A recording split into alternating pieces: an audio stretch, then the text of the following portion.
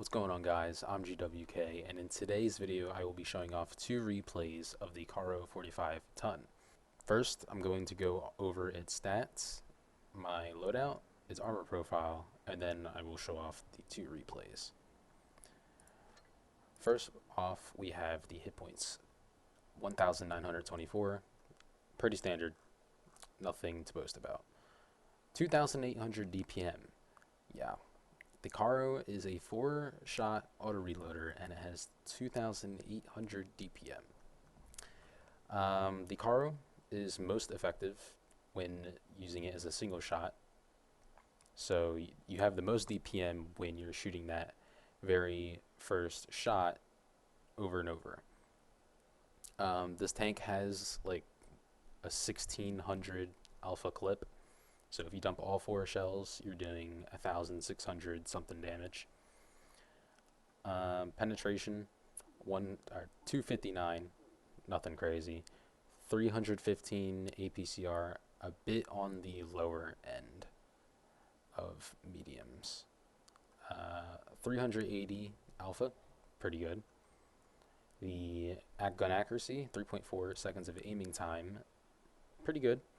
0.296 dispersion. Now this is pretty mid. This tank's gun is not very accurate, so it tends to miss some shells. 8 degrees of gun depression, that's pretty good. 53 forwards and 21 in reverse. Now this tank does have gear oil, so it does get an increase of 4 kilometers an hour if you're running the big gear oil. So you can reach 25 reverse speed, and you can reach 57 forward speed. Average speed is 36 kilometers an hour, and its power weight is 19.5. Now, this tank on its acceleration is not too quick, but once you get up to speed, it goes quick enough. Consumables, I am running repair kit and multi-purpose. Now I am running first aid kit, but I'd probably switch this out for speed boost instead. Running big food, big gear oil, and improved fuel. Here we go. I'm running calibrated, defense system, improved optics, gun lane drive, improved assembly, engine accelerator, refined gun, toolbox, and consumable delivery system. Now we will go into the armor profile. So here we are. Now, the upper plate of this tank is very strong. It's pretty much an auto ricochet at almost every angle. If you're in a little bit of a taller tank, you can pen it, but most of the time, this tank will be an auto ricochet on the upper plate. Using all this tank's gun depression, 8 degrees, yeah. Against standard pen, it is all red. So this tank, when using all 8 degrees of gun depression, can get some ricochets off of its turret. Now, these 2 spots next to the mantlet are weak spots, but aren't the easiest shot to hit. Even switching to APCR, it's still an auto ricochet. Even with calibrated, still an auto ricochet. It's pretty stupid. Now, obviously, this is against a pretty low pen medium. If we go to something like the Patton, obviously with standard, you still will bounce some shells, but as soon as you switch to heat, that turret becomes a pen. Now, that's only if the enemy is using calibrated. If not, then it is still a bounce. So this tank is pretty dumb how it has turret armor. It's very troll. Next, we're going to get into the replays, so I will see you there. First game, we are on Molendyke. Up against us, we have an M60 platoon with a 777, Progetto, Jagdtiger, Tortoise, and WZ-114. Now, I am going to head on to medium side. Now, I do see that I am the only medium, so I'm going to be very cautious because there's a chance that the enemy team could full send on med corner. So I'm going to move up. I'm not going to get into too aggressive of a position, but I'm going to hang out in this bush a little bit and just wait to see, or what part of the enemy team gets spotted. So I'm just staring at this position right here. And in a second here, we will see some tanks get spotted over on heavy side. There we are. We see a tortoise get spotted and a 777. So because that 777 is over there in town, I can assume that most of their team probably is over in town. I'm going to move up, see if I can spot any tank destroyers that are in this bush. Here I go up, and you'll see in a second here I do get spotted. So I'm like thinking, oh no, there's a TD in there. And it is the Yag Tiger that is in that bush. Now, I could not spot him, and he did not hit me in that spot. I see I got spotted again. I got a little confused here because I was behind the building, and I still got spotted. So I was a little confused on where this Yag Tiger was, but here I find out, and then here my turret gets broken, so I end up only being able to get one shell into this Yag Tiger. So I put one shell into him. I go up to see if I can get another one. I have no idea how that was a pen.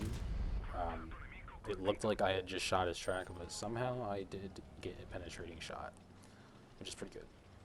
So I am going to begin to move up to kill this Yag Tiger. I see my teammate is over there, and I can see the Yag Tiger is probably going to be going to head around to my teammate. So I am going to begin heading up to kill that Yag Tiger. As you can see, we're down 2 heavy tanks already, and the enemy team's only lost a tortoise. My teammate is getting pushed by quite a lot of heavy tanks. He will end up going down here soon. You can see my team is losing this game. However, I do manage to farm out quite a bit of damage in this game. My teammate goes down, unfortunately. Here I'm going to put one shell into this guy's tracks. Unfortunately, I don't take off his tracks. But since their whole team is coming up, and they have 3 tanks coming up there, I do start to run away to go and try to kill this 777. So here I am. I put one shell into the 777. Put another one into there. And then, unfortunately, I end up low rolling. I get 326 damage. What should have been a kill shot, unfortunately, leaves the 777 alive. This M60 comes around, he shoots my teammate once, shoots him twice. Here comes the 114. I'm just sitting here reloading my shots to try and kill this 777. That shot black holes into his tracks. So here I am trying to get a kill shot. I get the kill shot, and then here I just know I'm dead, so I get the last bit of damage I can. I get a fire, actually, getting 600, 700 damage on that guy. And unfortunately we lose, but I do end off on 4K this game. So here we are, go into the end battle results. And here we go, I did 4,014 damage. I killed 2 people. However, my team was not the greatest. I actually had a AFK Lorraine. He went AFK towards mid side. So maybe if he didn't go AFK, we actually could have won, but unfortunate, right? We're going to go into the next game. So here we are on Normandy. Up against us, we have 2 Yags. We got a Yag tune, a Hori, T57 Heavy, VZ55, Centurion 71, and a WZ132A.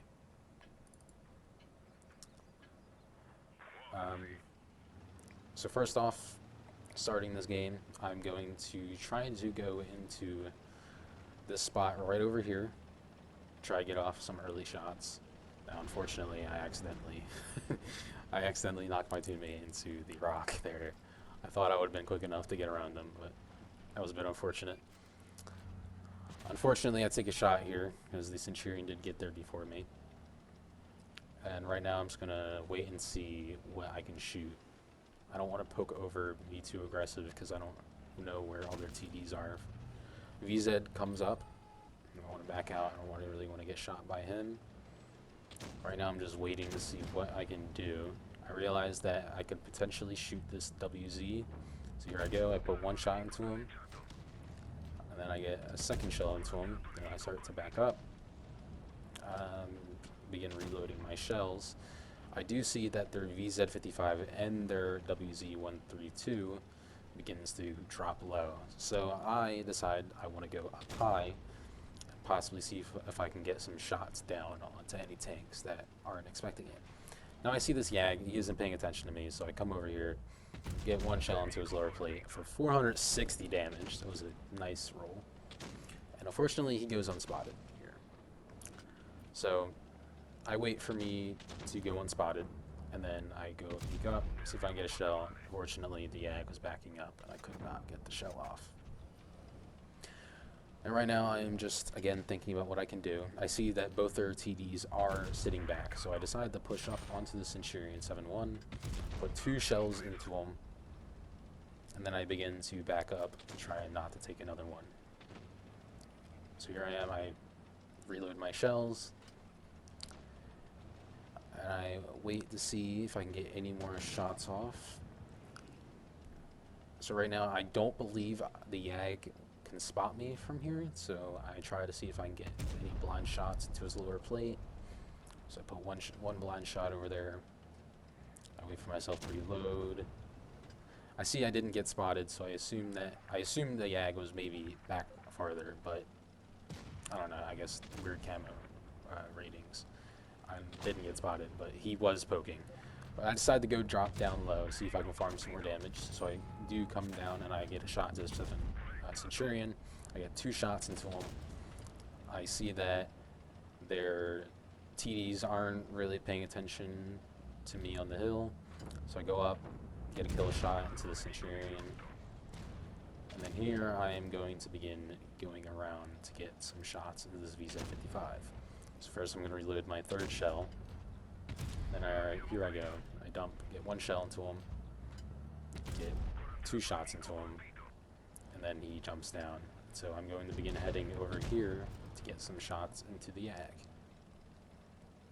Now the Yag did pick up a kill on my Yag, which actually saves some damage to farm onto that VZ55. Now my VZ55 does die to my other teammate, and I do finish off this Yag. But I do end off on 4.4k damage, which is a very good result.